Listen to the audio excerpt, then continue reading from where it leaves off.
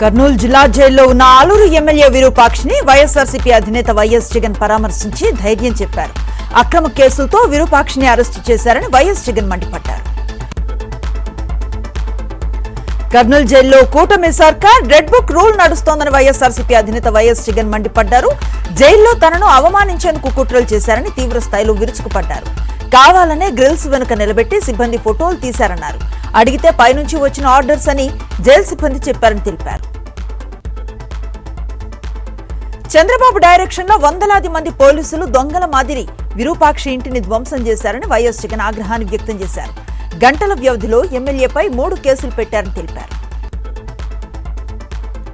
కర్నూలు జిల్లాలో పర్యటనలో వైఎస్ఆర్సీపీ అధినేత వైఎస్ జగన్ కి ప్రజలు అడుగడుగునా నీరాజనం పలికారు. జన నేతను చూసేందుకు జనాలు భారీగా తరలివచ్చారు. ప్రజలకు అభివాదం చేస్తూ ముందుకు సాగారు వైఎస్ జగన్. ఎస్ఐఆర్ పేరుతో కుట్రలు చేస్తున్నారని సీఎం రేవంత్ రెడ్డి ఆరోపించారు. 70 లక్షల ఓట్లు తొలగించారని తెలిపారు. బెంగాల్ మాదిరిగానే తెలంగాణలో గెలుస్తామని బీజేపీ నేతలు చెప్పుకుంటున్నారని వెల్లడించారు. ఓట్లు తొలగించినా వారి కుట్రలు ఫలించకూడదన్నారు రేవంత్. వైఎస్ఆర్సీపీ నేతలపై కూటమి సర్కార్ కక్ష సాధింపు కొనసాగుతోంది. తిరువూరు మైనారిటీ నేత జాకిర్ హుస్సేన్ కు మాచవరం పోలీసులు నోటీసులు జారీ చేశారు. వైఎస్ఆర్సీపీ నేతలపై బోండా ఉమా చేసిన వ్యాఖ్యలను ఖండించినందుకు అక్రమంగా కేసు పెట్టారు. గద్వాల జిల్లా ఎక్లాస్పురంలో మెడుకో ప్రియాంక కుటుంబాన్ని మాజీ ఎంపీ మార్గాని భరత్ పరామర్శించారు. కుటుంబ సభ్యులకు వైఎస్ఆర్సీపీ అండగా ఉంటుందని హామీ ఇచ్చారు. కామారెడ్డి జిల్లా వర్ణి మండలంలో పర్యటించిన పోచారం శ్రీనివాసరెడ్డి మరోసారి హాట్ కామెంట్స్ చేశారు. డబ్బుకు అమ్ముడుపోయే వ్యక్తిని కాదన్నారు. ఎలాంటి స్వార్థం లేదని, ప్రజల కోసమే ఈ జీవితం అంకితం అన్నారు. తిరుపతి జిల్లా పాకాలవారిపల్లెలో ఉద్యోగాల పేరుతో భారీ మోసం జరిగింది. ఉద్యోగం ఇప్పిస్తానంటూ మహిళను ప్రసాద్ అనే వ్యక్తి మోసం చేశాడు.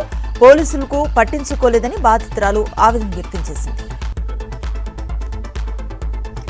జగిత్యాలలో కరీంనగర్ డైరీ పాల కేంద్రంలో ఫుడ్ సేఫ్టీ అధికారులు తనిఖీలు నిర్వహించారు.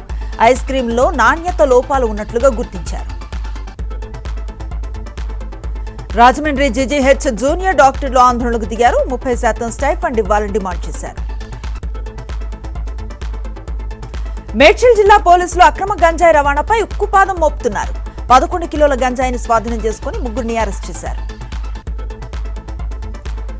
వైఎస్ఆర్ జిల్లా వల్లూరులో హత్యాయత్నం కేసులో 3 పోలీసులు అరెస్ట్ చేశారు. బాలికను తీసుకెళ్లి క్షుద్ర పూజలు చేసినట్లుగా నిందితులపై ఆరోపణలు ఉన్నాయన్నారు. అకాలీదళ్ అధినేత సుఖ్బీర్ సింగ్ బాదల్ పై దాడి జరిగింది. మహారాష్ట్రలో నాందేడ్లో ఘటన చోటు చేసుకుంది. కరవాలంతో సిక్కు నిహాగ్ అనే వ్యక్తి దాడి చేశాడు. ఎంపీ హర్సిమ్రత్ కౌర్ తో ఫోన్లో మాట్లాడిన ప్రధాని మోదీ బాదల్ ఆరోగ్యంపై ఆరా తీశారు. జార్ఖండ్ లో విద్యార్థుల ఆందోళనలు కొనసాగుతున్నాయి. ఈ నెల 15న సీఎం సోరెన్ ఇంటి ముట్టడికి పిలుపునిచ్చారు. దీంతో సీఎం నివాసం దగ్గర భద్రతను కట్టుదిట్టం చేశారు. జేపీఎస్సీ అక్రమాలపై సీబీఐ విచారణకు డిమాండ్ చేస్తున్నారు. ఆదాయానికి మించిన ఆస్తుల ఆరోపణలపై సుప్రీంకోర్టులో రాహుల్ గాంధీ పిటిషన్ వేశారు. అలహాబాద్ హైకోర్టు తీర్పును సవాల్ చేశారు. ఫుడ్ ఇన్ఫ్లుయెన్సర్లకు ఎఫ్ఎస్ఎస్ఏఐ కీలక సూచనలు చేసింది. ఆహార పదార్థాలపై అసత్య ప్రచారం చేస్తే కేసులు పెడతామని హెచ్చరించింది. ఫుడ్ బ్లాగర్లు ఇష్టం వచ్చినట్లుగా ప్రచారం చేయొద్దని తెలిపింది. ఎయిర్ ఇండియా పైలట్లందరికీ ఒక డోప్ టెస్ట్ నిర్వహించనున్నారు. ఫుకెట్ ఢిల్లీ విమాన ఘటన నేపథ్యంలో ఈ నిర్ణయాన్ని తీసుకున్నారు. రష్యాలో అతిపెద్ద రిఫైనరీపై యుక్రెయిన్ డ్రోన్ దాడి చేసింది. సరిహద్దుకు 800 మైళ్ల దూరంలో ఉన్న చమురు క్షేత్రాన్ని కీవ్ టార్గెట్ చేసింది. ఘటనలో రిఫైనరీ ధ్వంసం కాగా పెద్ద ఎత్తున మంటలు చెలరేగాయి. 7 లక్షల మంది యూజర్స్ కు మెటా భారీ షాక్ ఇచ్చింది. సమాచారం ఇవ్వకుండానే ఖాతాలను తొలగించింది. మైనర్ల అకౌంట్లుగా భావించి తొలగించామని తెలిపింది.